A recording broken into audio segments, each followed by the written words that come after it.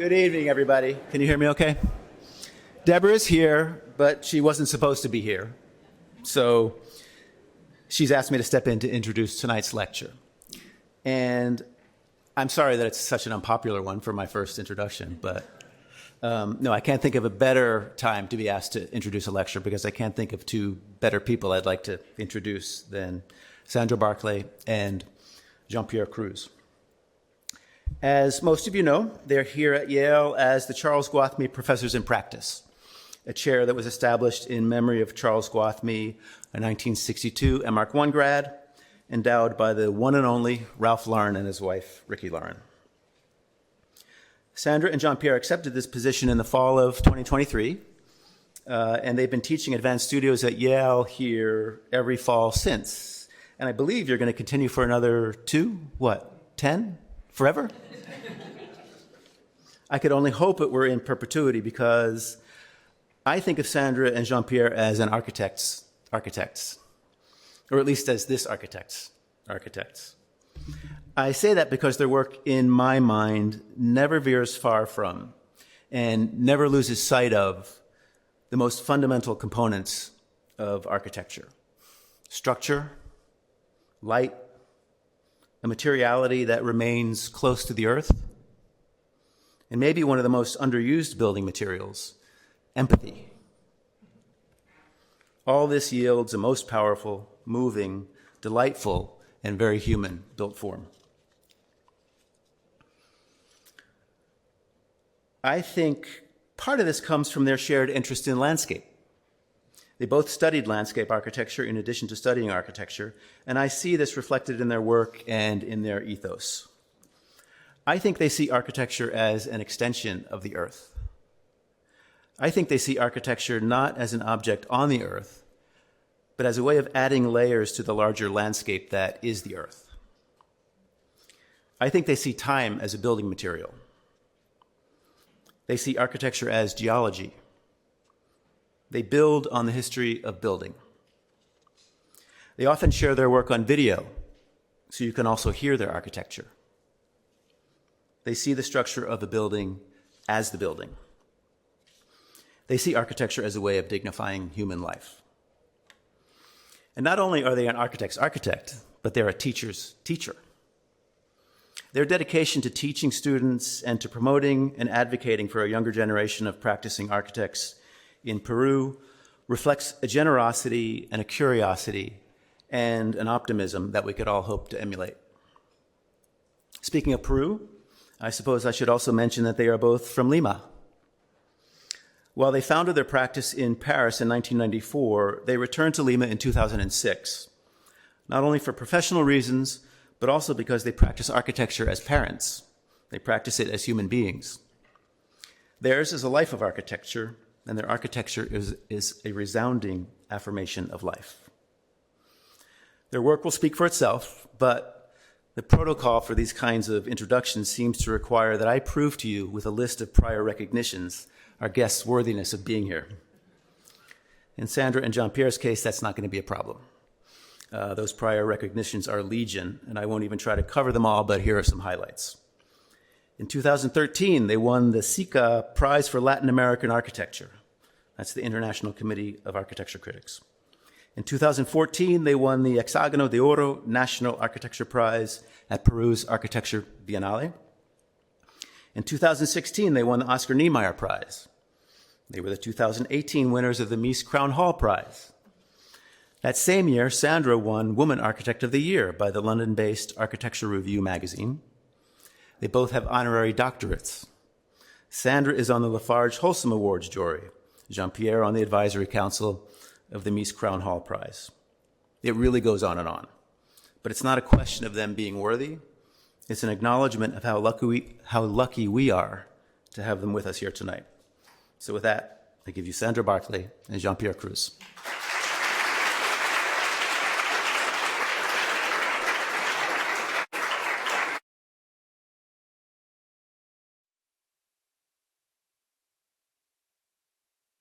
Thank you so much, Margaret. Yeah, thank you for your words. We want first to thank Deborah, really special. Thanks for bringing us here. and also Deborah's team, because we always have felt like home here since our first time in 2019. And we want to also to thank students, faculty, friends to be here. We are really pleased to share our work with you. So we would like, this is a new way of explaining the more or less the same projects. We want to share with you how we work in a context of uncertainty, and furthermore in a systemic condition of unreliability. When we returned to Peru and opened our office in Lima, after 16 years of having a practice in France, we had to unlearn things in order to readjust to this new environment, adapting and improvising without compromising the quality of our work, and finding abundance in scarcity, and seeing problems as opportunities to give sense to our work. And we, as in a broader context, we as Latin Americans are working in these conditions of uncertainty and instability for a long time. And I think now is one of our best exports, unfortunately, but everybody is copying us. We want to focus this lecture on the attempt to understand how our unequal society, the precariousness of the Commission, the discontinuity of processes, the scarcity of technical resources, and the intermittent availability of economic resources have led to different design strategies and build a more resilient practice. In Peru, after having 7 presidents in the last 10 years, instability has become our most stable feature.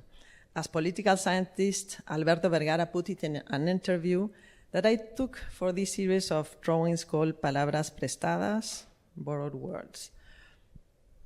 So, and uncertainty, of course, in a moderate dosage is often a productive way to design. A state of not knowing that prompts the designer to iterate through a trial and error approach.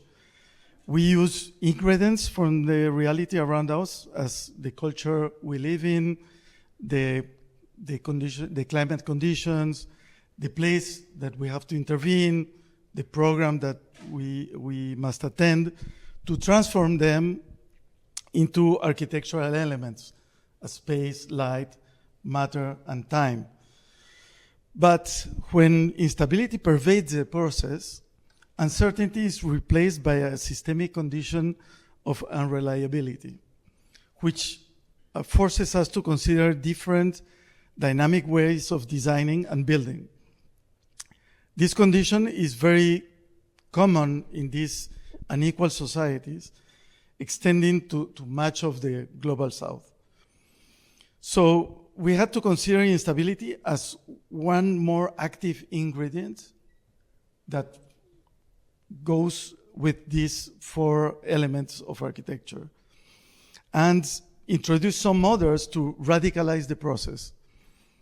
And we think we need to be radical, but in its etymological meaning, so to root the project in its place, including the non-tangible features, the territory as a cultural canvas, the aspirations and memories of a community, the available technology, and the way structure defines space by increasing architectural tolerance and resilience. Charged with meaning, projects have a greater chance to resist technical, political, material, economic, and programmatic instability, either by anticipating effects or by reacting to sudden changes. We'll present you some projects in which unreliability acted in different ways. Our build projects, shown here at the same scale, encompass a diverse range of programs, dimensions, and locations, yet are all united by these conditions. In each one, we strive to convey a sense of belonging by being coherent with local conditions and cultural memory.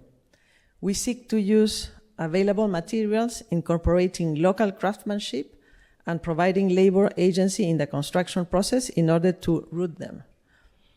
Alexander von Humboldt found in the Andes a local culture intimately tied to the land and realized that altitude and not latitude define biodiversity and therefore culture. He condensed years of research into a single drawing, demonstrating that in this part of the world, the section and not the plan is the most effective way to understand the territory. The section is so precise that we can locate our projects in it. They are far away in plan, but quite close from each other in section. Their conditions vary substantially because of the altitude and not latitude. Following Humboldt's insight, we'll explain these projects through their sections. So the first one is the place of remembrance, which is about making a place for reconciliation of the Peruvian people, a kind of cultural center that would articulate the efforts of an entire generation to convey to future ones the memory of 20 years of extreme violence that devastated our country and left more than 70,000 deaths. This place on the edge of Lima's Bay has become vital in the aspiration to prevent repeating the errors of the past. It was funded exclusively by foreign countries, as the Peruvian government was opposed to acknowledging its responsibility in the conflict.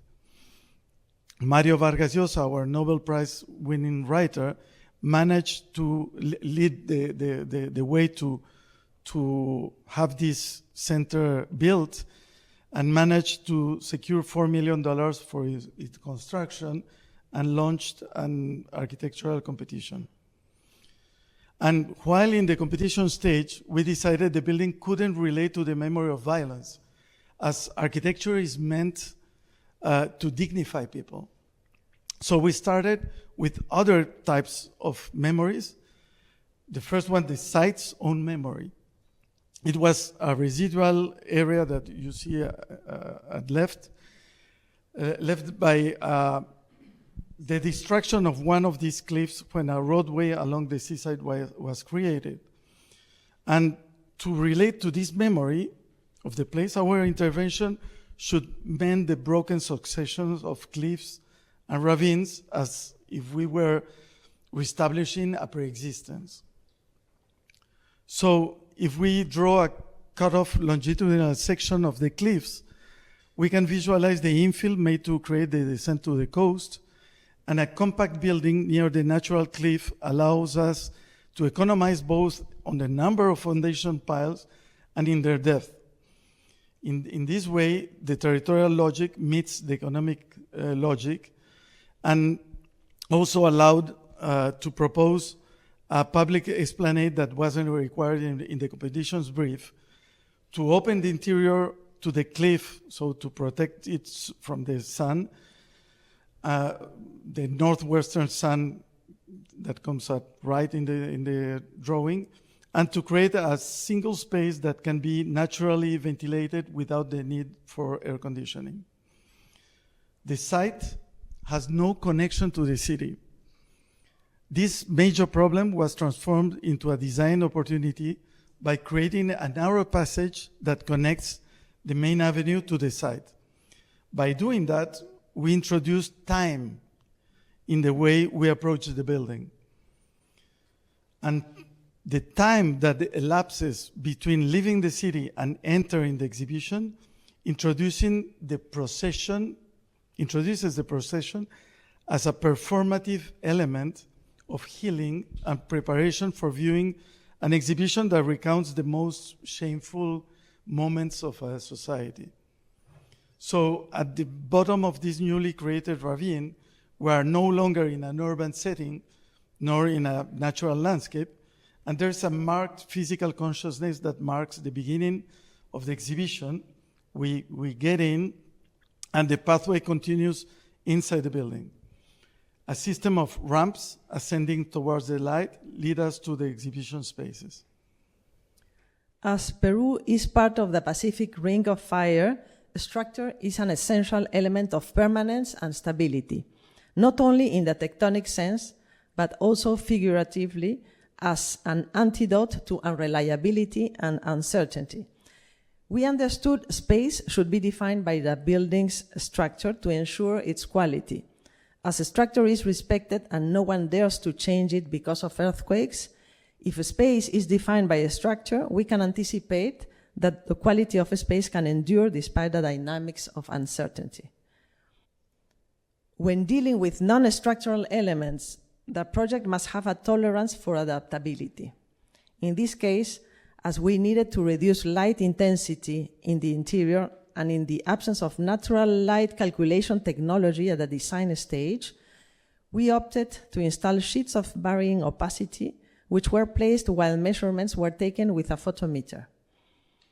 This is an image of the completed building, and the structural columns are doubled by technical columns in white, providing flexibility to equip the building for a collection that was not yet defined and which eventually arrived 2 years later. And this one shows the interior space as it appears today. The northwest facade, which protects the building from the setting sun, has prefabricated panels that filter light into the research space. And since the circular glass blocks we proposed were not anymore available on the market, we used honeypots which protrude, bringing light into the interior, while creating suggestive shaders in the exterior. We discovered that honeypots reproduce magnificent effects of light and shade, all that with very limited resources, but with freedom to propose a solution without making extremely expensive tests in order to have certifications.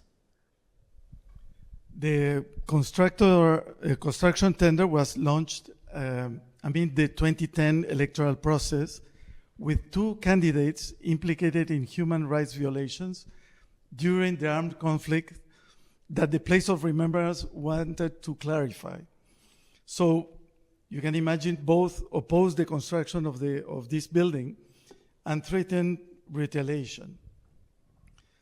Now it's unfamiliar, but for us, it was always familiar. As a result, only 2 companies participated in the tender, and the winning bidder had experience only in laying urban drainage networks. It was its first building ever. So we had to change a lot of things and downscale, downgrade the technology we were using. We had to adapt the project to this lower technology which was compensated for by skillful local craftsmanship that we have in Peru.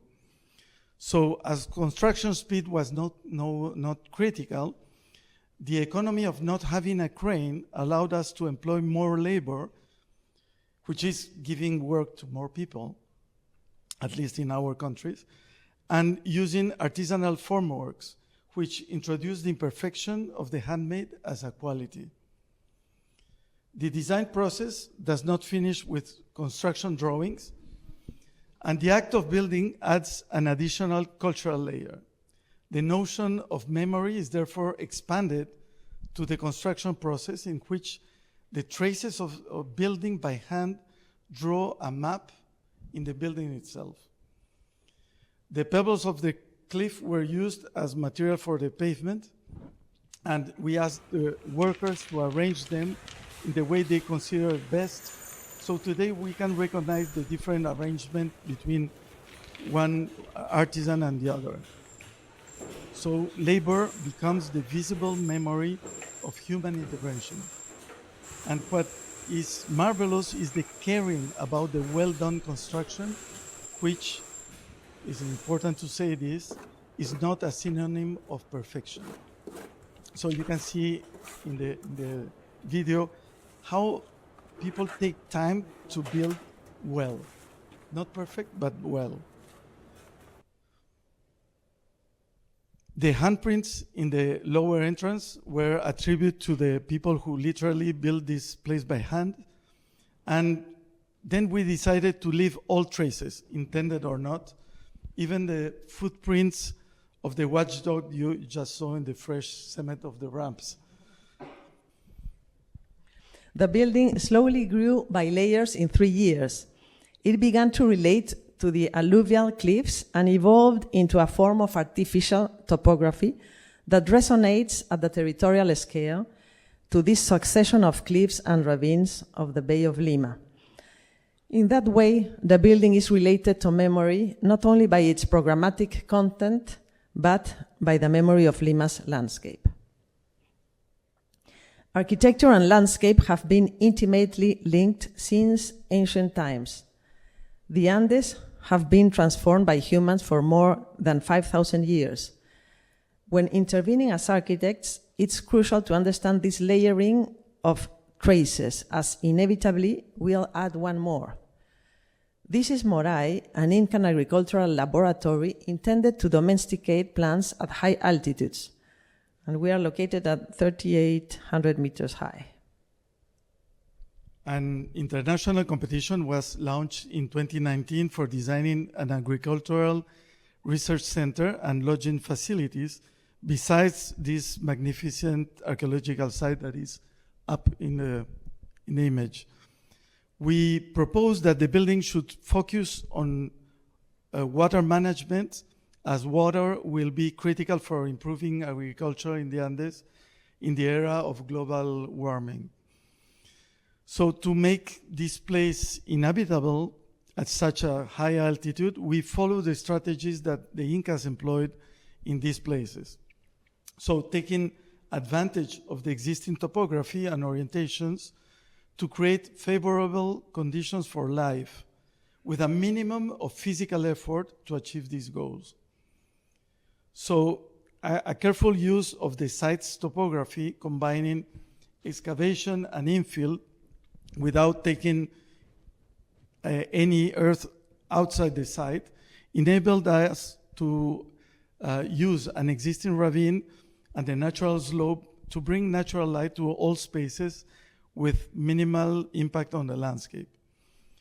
The building is conceived as an inhabitable water-retaining infrastructure, as most pre-Columbian interventions served to both inhabit and to domesticate the harsh landscape.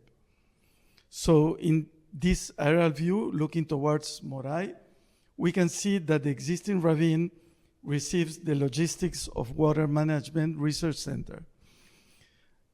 The protected agricultural platforms and the laboratories have a view over the ravine, while looking from Moray, the subtle earth movement is almost invisible from the archaeological site. This has presented many difficulties for the authorities in understanding the nature of this intervention. So they don't know if it's a building, if it's an earth movement, and that resulted in delays in obtaining municipal and regional building permits, which we don't have yet. And the only authorization we have managed to get so far is from the local communities, which are in Peru always asked to give permission to new buildings. And we think that they are better equipped to understand this approach to working with the landscape. All the living spaces turn around the main water reservoir, which is nourished by infiltration canals, and the landscape is almost a non-landscape around, and it will change with the seasons as the reservoir is depleted during the dry season. The rooms are built around sunken courtyards, protected from the cold winds of the highlands, with gardens featuring ichu and queñuales that are plants that thrive at this altitude. The roof gardens also helped capture the water needed for the center to function. Pre-Columbian civilizations flourished not only in the mountains. The desert coast witnessed the rise of many others, even more ancient as the Nazca and their predecessors, the Paracas. The Paracas Archaeological Site Museum, situated in a remote part of this extremely arid coastal desert, south of Lima, was destroyed by a strong earthquake in 2007. Foreign funds were used to rebuild a new one, and an architectural competition was launched. And not far from there, Richard Long left this trace in the desert. He explained his action as, quote, just one more layer, a mark laid upon thousands of other layers of human and geographic history on the surface of land, end quote. This talks again about the importance of considering territory, memory, and culture to provide meaning, purpose, and pertinence. Even if it was not required by the competition brief, our proposal kept the memory of the destroyed museum by building in the exact same location, respecting the overall volume and geometry, as a way to preserve the memory of that last layer of intervention. It also allowed us to avoid mandatory archaeological surveys if we built outside the existing footprint. We introduced 4 volumes as environmental devices to provide the optimal conditions needed for the exhibitions.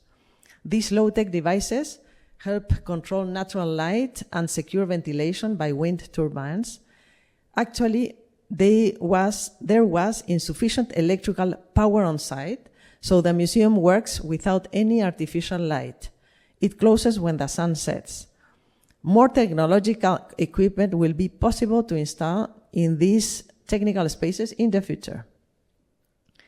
The building strategies are best understood in section. The first decision is to downscale the vastness of the landscape by an enclosure. The enclosed space is then covered by a folding roof, conceived as a fifth facade, as it is visible from the archaeological burial site. These foldings protect the interior from the harsh sun and the strong winds and organize the exhibition spaces in a continuous and fluid space. These devices also serve as a structural frame of the building, defining the exhibition space. When reaching the southern facade, they become windows looking to the burial hills. And seen from the archaeological burial site, the museum modifies landscape and at the same time depends on it, as would a rock or a trace in the desert. In our competition scheme, we proposed reusing the stone from the old museum, but a combination of earthquake regulations, budget restrictions, and the political will to build a new museum forced us to find an alternative.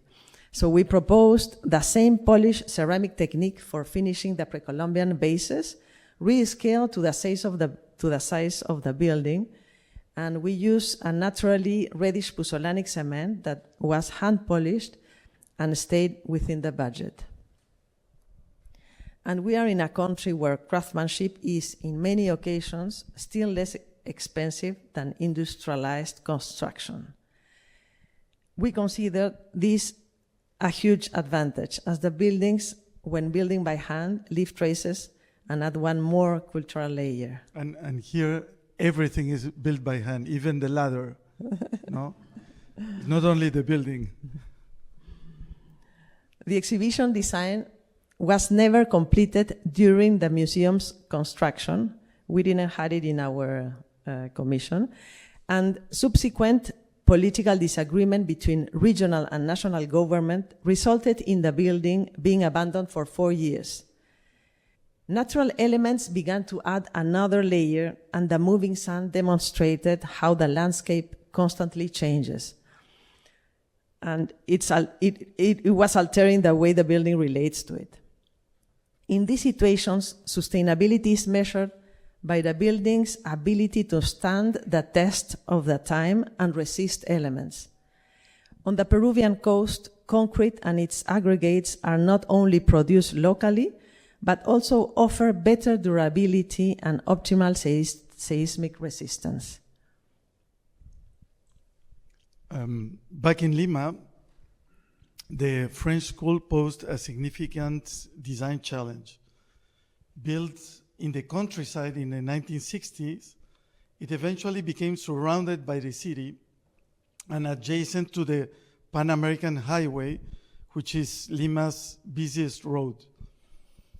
The buildings were declared inhabitable in 2018 as they didn't comply anymore with the seismic standards and were highly vulnerable to a major earthquake. So a competition was organized by the French government for the reconstruction of the school on the occupied site, meaning that the school had to be renovated entirely without interrupting educational activities and classes, of course. So we proposed a demolition and construction plan that would not only allow for reconstruction with the students on site, but also resolve environmental issues related to ventilation, sunlight, and noise pollution from the highway. We proposed 3 programmatic strips. Adjacent to the highway, the administration and a sports building create a first sound barrier in brown. The educational program in blue with classrooms, workshops, laboratories, etc., occupies the strip furthest from the highway. And between the two, an ecological strip is created in green, which was not asked, again, in the competition brief, consisting of a wooded area that marks the entrance to the 3 schools, no? The preschool, elementary, and high school. To generate enough space for this green area, we took the regulation that allows for a single level for preschool, 2 levels for elementary school, and 3 levels for high school as an opportunity to use the roofs of each school as a place of expansion for the others. We created a continuity between the ground and roofs to ensure smooth access to the different levels and visual continuity throughout the complex. Even though each school should be, by rules, should be independent from the others. We proposed using the same naturally reddish cement as the Paracas Museum, which we loved, to give unity to the complex, with color accents for each school. But when the pandemic hit, construction costs skyrocketed, not only here, everywhere. And by the time we were due to start construction in 2023, the reddish cement was no longer being produced. So, building on the experience gained from the previous projects, we collaborated with a construction company to develop an artisanal method for creating colored cement by mixing pigments on site and applying them by hand. And at the image of the left, you can see the absolutely precarious technology employed. But even though we arrived with a really homogeneous surface. The school opened a few months ago in March, and each section shares a segment of the future forest, which can be crossed directly or by climbing ramps to access the upper levels. As, of course, funds for the landscaping project ran out, the school has organized a program involving the students, which will be planting trees in the next few years. Each access is defined by a ramp and a particular color nuanced in the interior courtyard. The middle and high school ramp is engraved with the traditional phrase found in all public French schools, which is still a lesson for us, no? Liberty, equality, and fraternity. The access to the elementary school is this directly by ramp through the porch lead to the interior courtyard, and each courtyard is functionally independent but visually connected. All courtyards designed as informal learning spaces are equipped with retractable awnings to protect students from solar radiation. And additional play areas, classrooms, and the elementary school library are located above the preschool. The sloped open-air auditorium that you can see there is actually the roof of the preschool's playroom. So this artificial topography, which allowed us to create enough space for the future wooded area, stems from a reflection we had in a previous project located in the Andes. This house, situated in the sacred valley of the Incas near Cusco, served as a laboratory for exploring strategies to integrate landscape, memory, and domesticity. Mountains are so mighty that we felt the house should relate directly to geography instead of vernacular architecture. The challenge was to converge the vastness of the territory with the intimacy of living spaces. The house should inscribe itself in the continuity of landscape, and the relationship with the nearby Pituciray sacred mountain was our starting point, here framed by the entry porch. Down in the valley, the natural slope is modified into platforms and terraces to create spaces for living. A pitch roof and a gutter frame the mountain, creating a place of intimacy by defining a courtyard. The sun from the east warms the house in the morning, while the setting sun hits the stone cladding of the roof and diffuses heat at nighttime. Ancient Peruvians modified rocks into the shape of sacred mountains, not only as a gift to deities, but also to make the vastness intelligible, downscaling their mightiness to a human scale. Using the same strategy, we wanted our project to relate domesticity to the unmeasurable. The house can relate to the site in a more meaningful way and resonate with the scale of both landscape and the human. Given the Incas' huge heritage of stone carving, we weren't willing to impose our rational, westernized gaze on how things must be built. After a fruitful conversation with local masons, we decided together on the use of andesite stone, and they chose the shapes as well as the way they would assemble the stones. With the remnants, they ended up building the pavements. And you can see again how carefully this work is done. The Andean terraces system extend into the house, defined by platforms that relate to the landscape. The interior is simply a threshold between the horizontal bottom of the valley and the steep mountains, allowing sunlight to enter and warm the living spaces. This and thermal inertia are sufficient to skip non-solar heating. And this housing project is located back in Lima in an old summer resort, now a designated historic district of Lima. We had to follow a preservation guideline compliant facade with vertical openings, typical of the idea authorities have about traditional houses, and not, of course, the real ones surrounding the site. There are no any vertical windows around. So we took that restraint as an opportunity. We decided not to fight it, to create thickness for intimacy. So we began by considering the guideline-compliant facade as a pre-existing feature, as it was always there, and then installed the open-plan, fully glazed apartments at the back of the lot.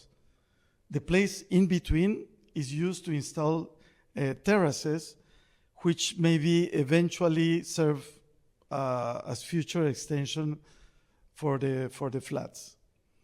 And the in-between space blurs the boundaries between the public, urban, and domestic realms.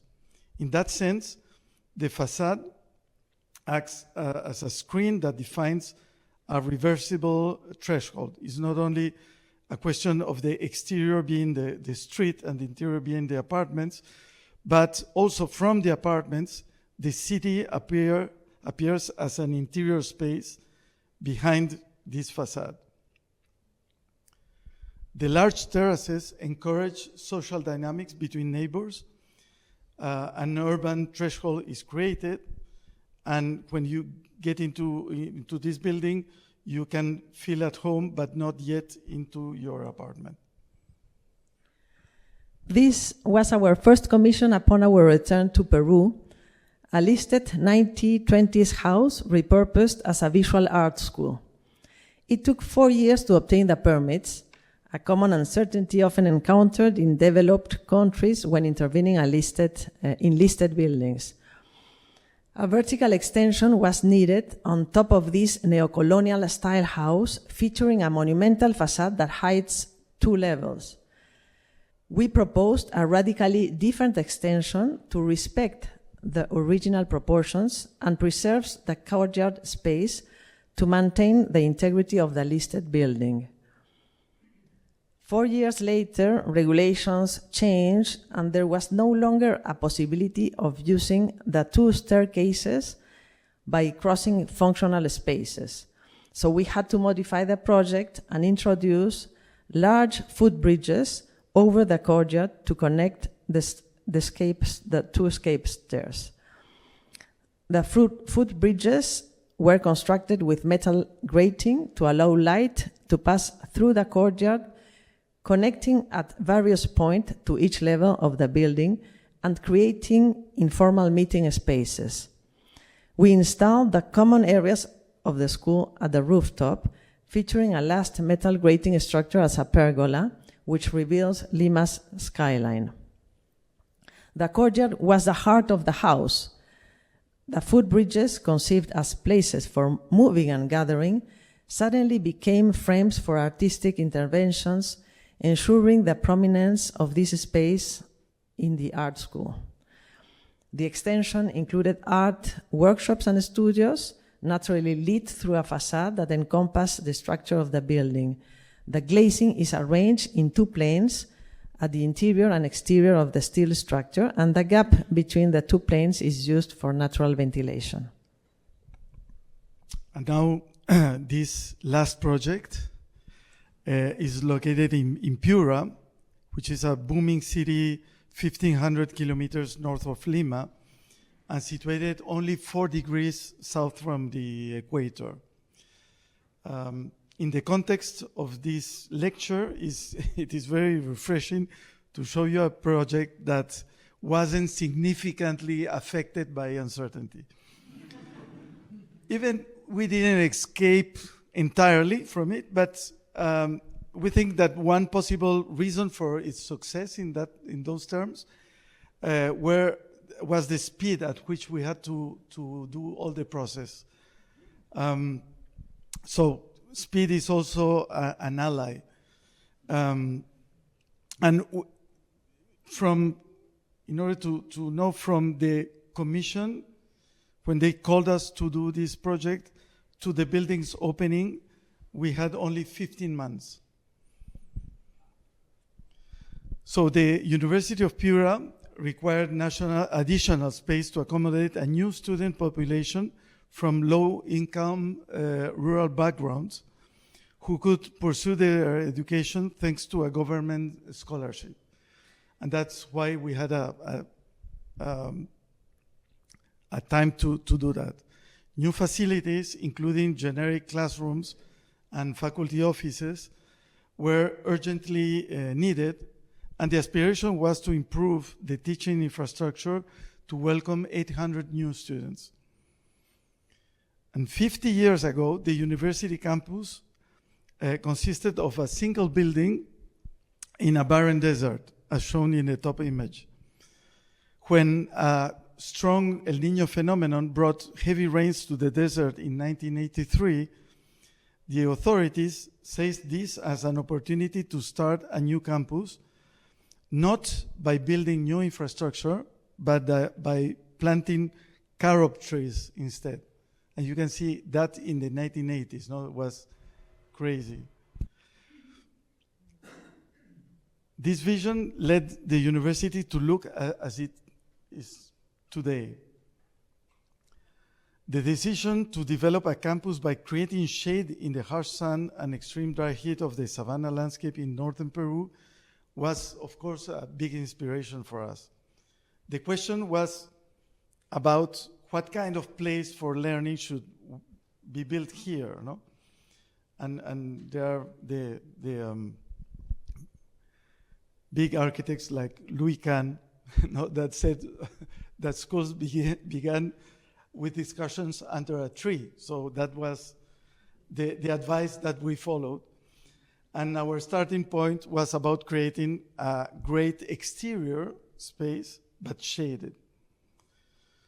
Again, the section helped us understand the project, and we first draw the soft hills of the deep tropical dry forest, then the planted carob trees, and the clearing left by the planners for future buildings. They were so smart that they planted trees, but they left clearings for the future buildings. We started by extending the shade of the forest at the place of the building with a single horizontal line that is created to define a shaded space capable of creating good conditions for learning. Then the program grows from the rooftop down to the ground.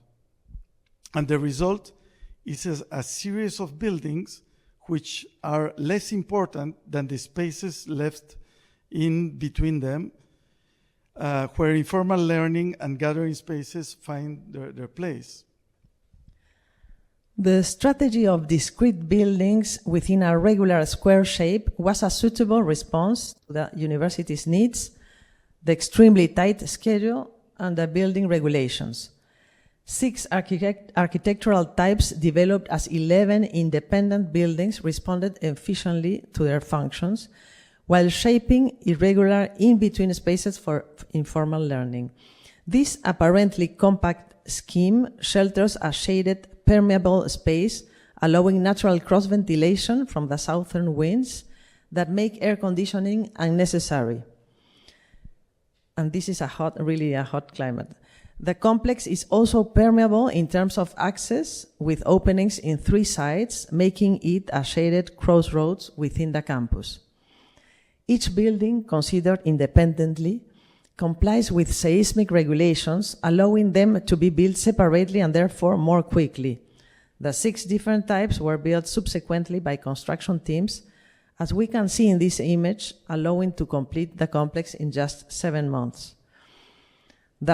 The facades respond accordingly to the orientation. West and east are protected by lattice prefab panels, and even when we employed prefabricated elements, the fabrication tolerance did not meet our expectations for a serial fabrication process. No? And that you will understand when you will see the prefab plant that was built for this. So the panels had a tolerance of the centimeter, not the millimeter, and which opened up also in a positive way a possibility for finding different solutions during the site works. Soon we realized that the panels wouldn't fit in such a long facade. It's 70 meters long.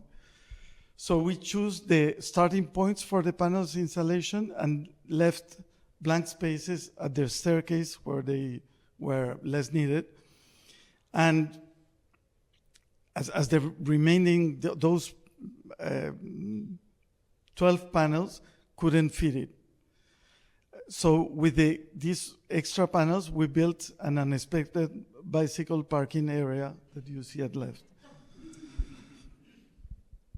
The east volume faces the access from the campus pedestrian pathway and hosts the ramps that connect the 2 levels of the complex.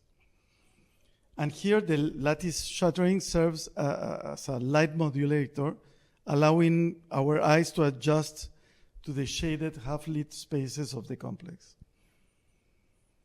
The narrow gaps that single buildings leave between them serve as seismic joints, but also allow light to pass through and ensure natural ventilation. The gaps are, because the building is perfectly oriented, the gaps oriented east-west are in fact a calendar that registers the sun inclination over the year in a place where there's no difference between summer and winter. While the ones oriented north-south are sun clocks that register the daily movement of the sun. Throughout the building, there are various spaces where people can gather, rest, or chat. Spaces are designed to accommodate multiple types of gatherings, including informal classes. Additionally, these non-hierarchical spaces allow students to get to know one another outside the classroom and foster a sense of community. And as we move into the complex, these spaces become more consequential until we arrive at its core. Today, at a given time, almost 40% of the people in the complex are not taking classes there, and it has become a place to stay, belong, meet other people, and have informal conversations. So initially inspired by the forest, the complex evolved into a bustling urban space. So for us, that was the main sustainability feature for the project, that people are not taking classes there, but they are passing their time there. And in a certain way, increasing the intensity of use, lower the expectation of sophisticated technologies, and making buildings last longer could be, in our opinion, the most effective sustainability features in times of uncertainty. And now we are going to see in 3 minutes a whole day with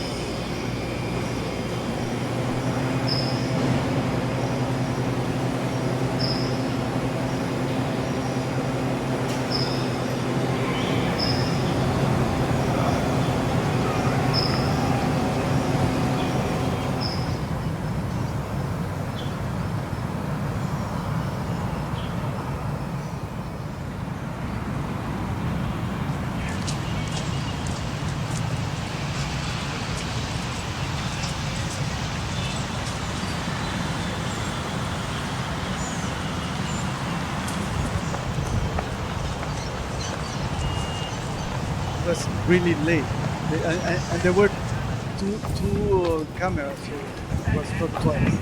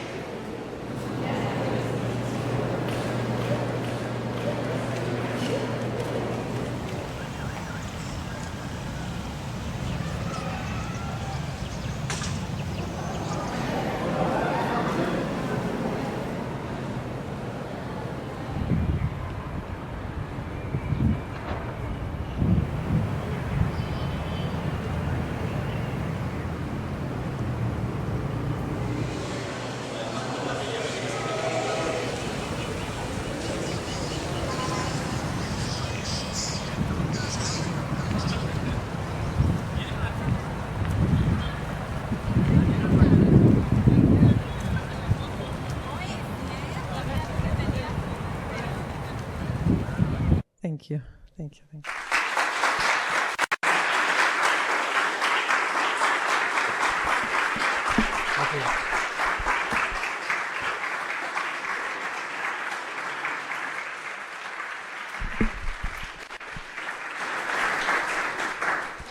Beautiful. Thank you so much. I think there's time for some questions. Anybody? Oh, is there a mic to bring down? Second row.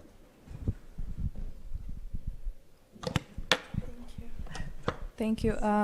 Those were some really incredible projects. We had so much to learn from each of them, and I'd like to add that I personally loved the sketch animations. So my question is, in your experience, is uncertainty a factor to consider or predict in every context, or does that depend on specific context only? In specific context of uncertainty. But there is uncertainty in the process always, no? Yeah. Like also. So there are things that we can anticipate, knowing what or trying to understand the logics of how people live in these places. So, of course, it's specific, really specific to a context, but it can be broadened up to a larger one, no? And of course, there's anticipation that we can take care in the design process, but there are always changes during the construction process, and then there's adaptation. So both are necessary, and I think in different degrees we have this in all societies. Mm-hmm. But what we have in our society is this possibility of intervening in the construction process more than in other societies, no? Where really the decisions stops with the drawings, and for us we have this the opportunity to go on site, and we can look for changes or modify things if we arrive to an understanding with the constructor, with the client, and because with the time. What is important to say is that in Peru, architect is not responsible of the construction. So that we have no insurances, nothing. We are not going in jail for, but I'm moving to Lima. the downside is that we don't have any power during site, the yeah. construction. So there are different strategies. The difficult thing is to convince the client, public or private, and the contractor to push all to the same side. No, so that's I think that we develop as a way to counter all the uncertainty that in this process arrives, and in which we have no power. Mm-hmm. So constant communication with them, constant. Like, Can I Anyone ask else? one more? Nope.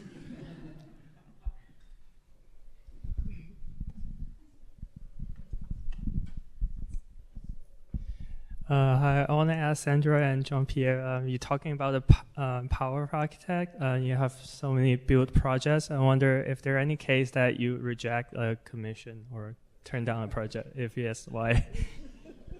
No, not once.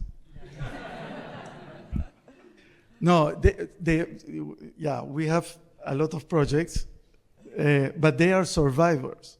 And that's another characteristic of a place of uncertainty, is that, for instance, when we were in Europe, we could live with one project per year, and this project was developed thoroughly until the execution plans, and then we had to work in order that the contractor follow the plans. In this kind of context, you are not responsible, so you are very badly paid, and so you have to have many projects in order to survive if you live from architecture, and the good side of this is that it's a true laboratory where you are testing a lot of things at the same time.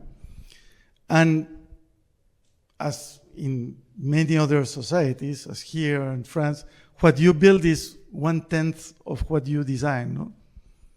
So it's the same ratio, more or less.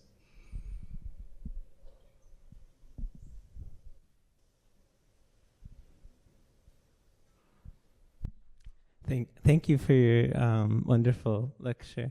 Could you talk a little bit more about how you felt when you learned that your museum that you had designed was going to be abandoned, and how it felt to walk through that site some years later in those photos that you had shown us?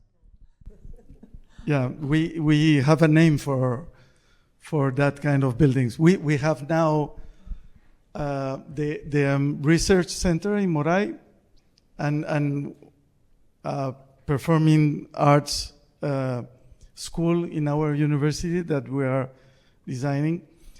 And this type of buildings, we call it zombie buildings, because we don't know if they are dead or they are still living. No? So it was the same. It was a building that was already built, but we didn't know if it was going to be open eventually. It was, kind of frustrating to see that the infrastructure is finished and no one can use it in this incredible landscape. And when we were there and took those photos, at the same time it was poetic, of course, this relation to sand, but also encouraging, as we were seeing that the building stands time, no? And it became this reddish cement oxidized.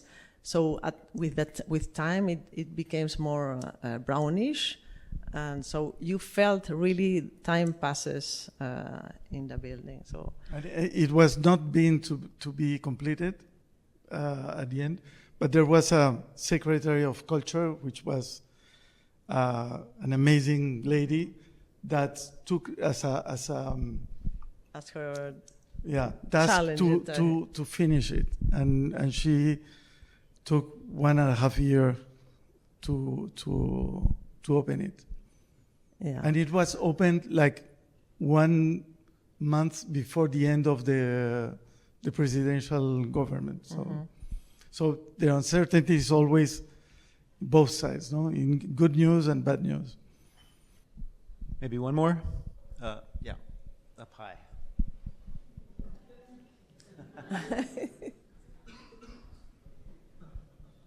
This better be a good one.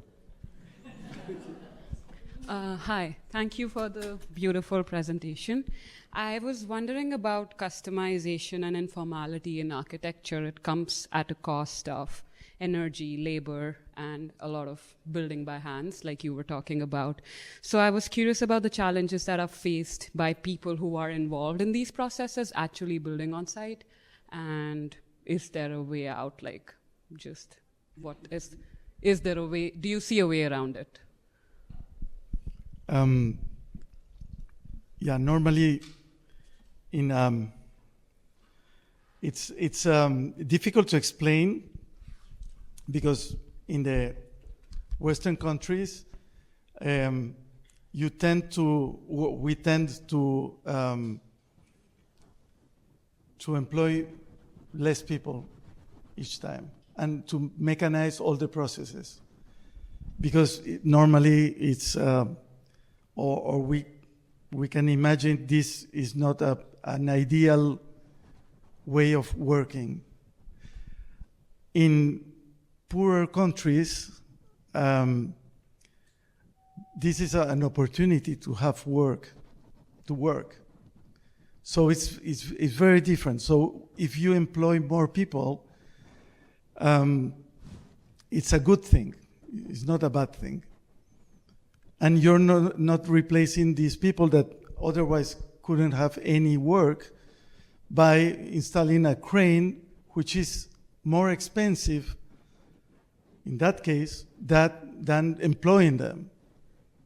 I can understand when a crane is less expensive that you go the other way around, but not when it's more expensive.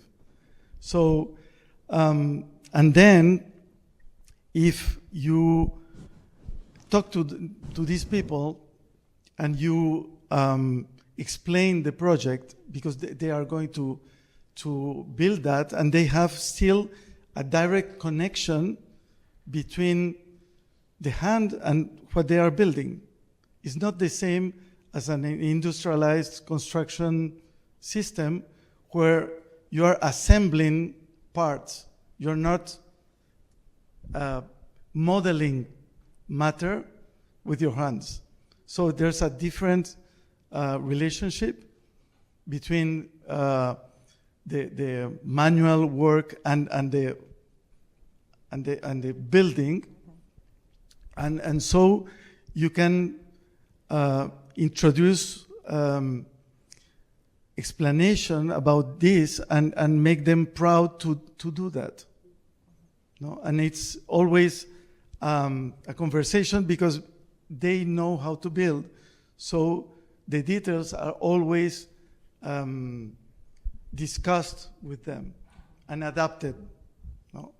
Yeah, we found that this arriving from Paris, and we fell in love with this proudness of these people and the care and love they put in the work. So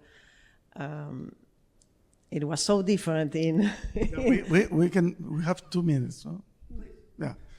To explain really what was happening when we designed the first house in Peru, and we were still working in Paris.